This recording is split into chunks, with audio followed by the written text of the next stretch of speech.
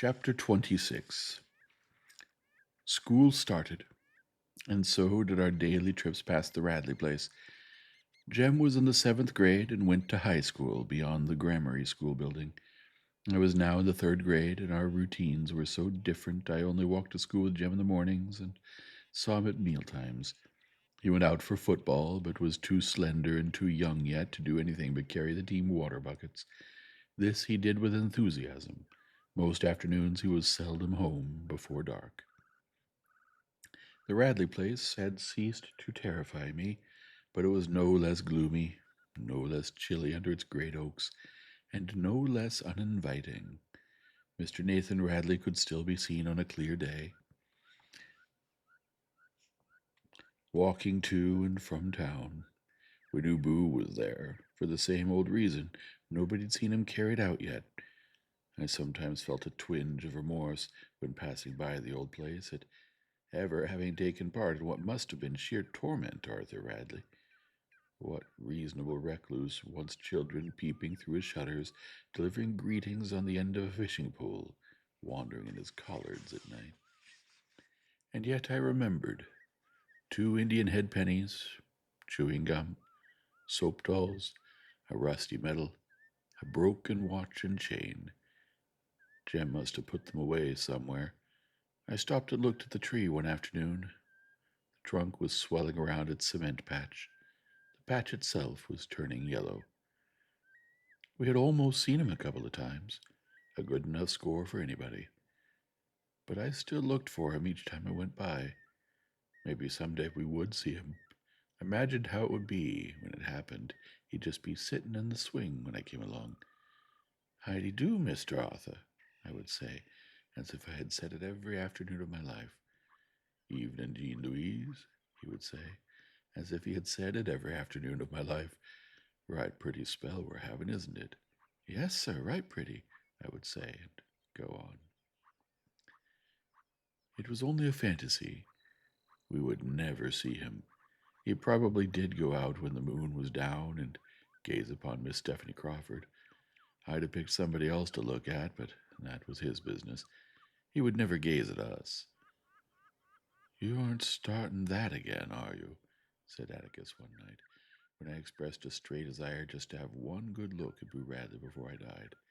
"If you are, I'll tell you right now, stop it. I'm too old to go chasing you off the Radley property. Besides, it's dangerous. You might get shot, you know. Mr. Nathan shoots at every shadow he sees, even shadows that leave size 4 bare footprints. You were lucky not to be killed." I hushed then and there. At the same time, I marveled at Atticus. This was the first time he had let us know he knew a lot more about something than we thought he knew, and it had happened years ago. No, only last summer? No, summer before last, when time was playing tricks on me.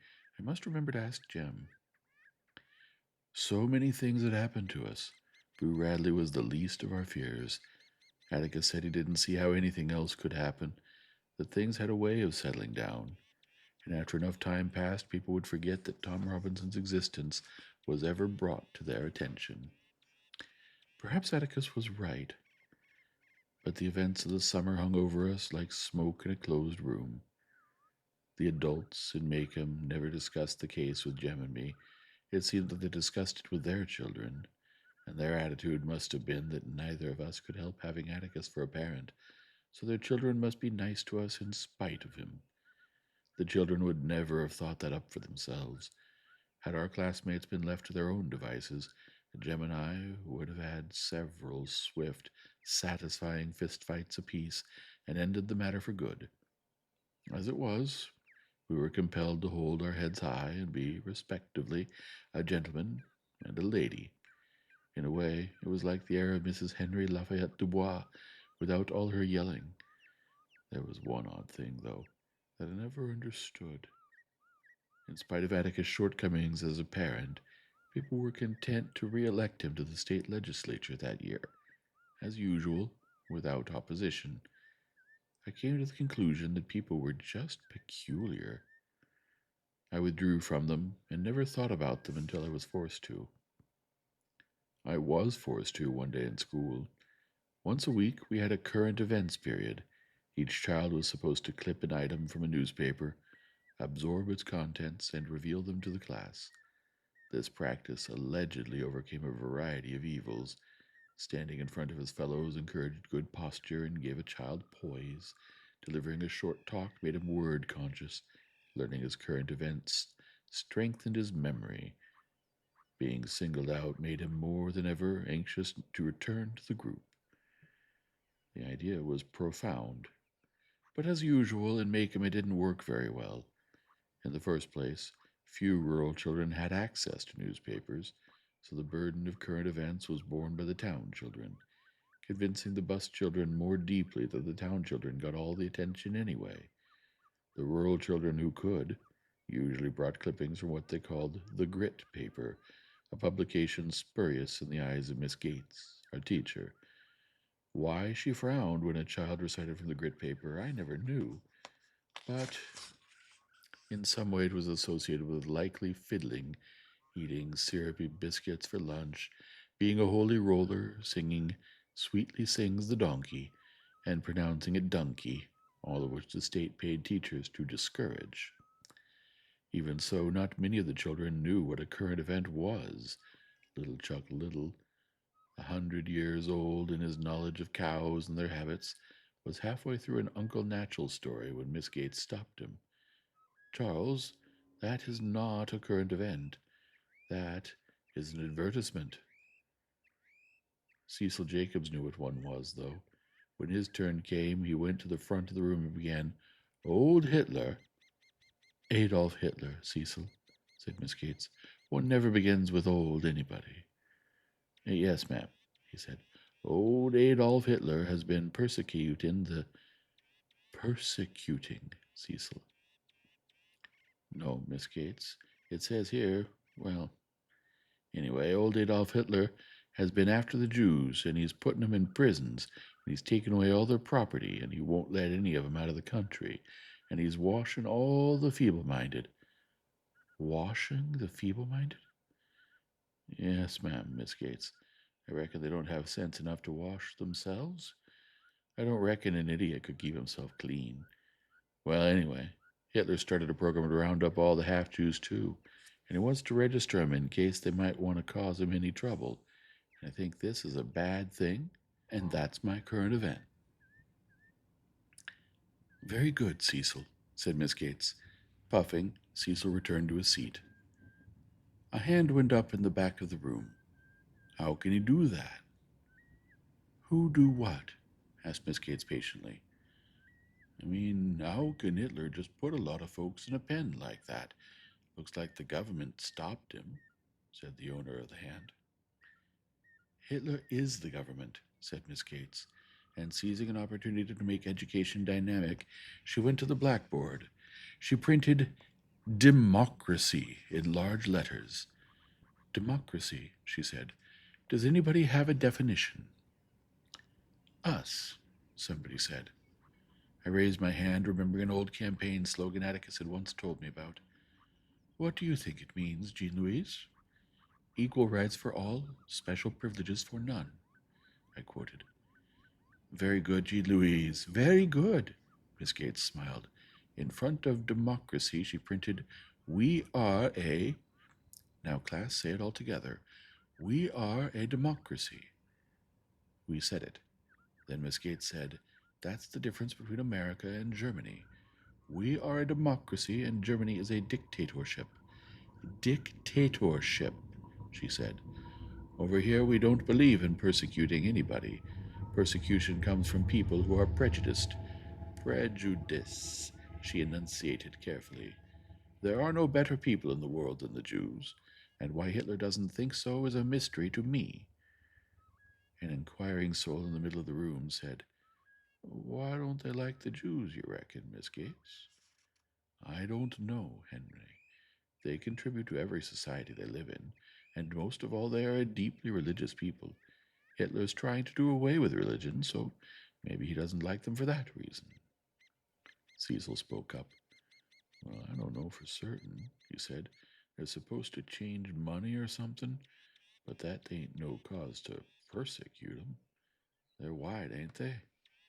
Miss Gates said, when you get to high school, Cecil, you'll learn that the Jews have been persecuted since the beginning of history, even driven out of their own country. It's one of the most terrible stories in history. Time for arithmetic, children. As I had never liked arithmetic, I spent the period looking out the window. The only time I ever saw Atticus scowl was when Elmer Davis would give us the latest on Hitler. Atticus would snap off the radio and say, "Hm." I asked him once why I was impatient with Hitler, and Atticus said, because he's a maniac. This would not do, I mused, as the class proceeded with its sums. One maniac and millions of German folks looked to me like they'd shut Hitler in a pen instead of letting him shut them up. There was something else wrong. I would ask my father about it. I did, and he said he could not possibly answer my question because he didn't know the answer. But it's okay to hate Hitler? It is not, he said. It's not okay to hate anybody. Atticus, I said, there's something I don't understand. Miss Gates said it was awful, Hitler doing like he does. She got real red in the face about it. I should think she would. But, yes, nothing, sir. I went away, not sure that I could explain to Atticus what was on my mind, not sure that I could clarify what was only a feeling. Perhaps Jem could provide the answer. Jem understood school things better than Atticus. Jem was worn out from a day's water carrying. There were at least 12 banana peels on the floor by his bed, surrounding an empty milk bottle. What you stuffing for? I asked. Coach says if I can gain 25 pounds by year after next, I can play. This is the quickest way. If you don't throw it all up, Jem, I want to ask you something. Shoot. He put down his book and stretched his legs. Miss Gates is a nice lady, ain't she? Why, sure, said Jem. I liked her when I was in her room. She hates Hitler a lot. What's wrong with that? Well, she went on today about how bad it was, him treating the Jews like that. Jem, it's not right to persecute anybody, is it? I mean, have mean thoughts about anybody, even, is it? Gracious no, Scout, what's eating you? Well, coming out of the courthouse that night, Miss Gates was...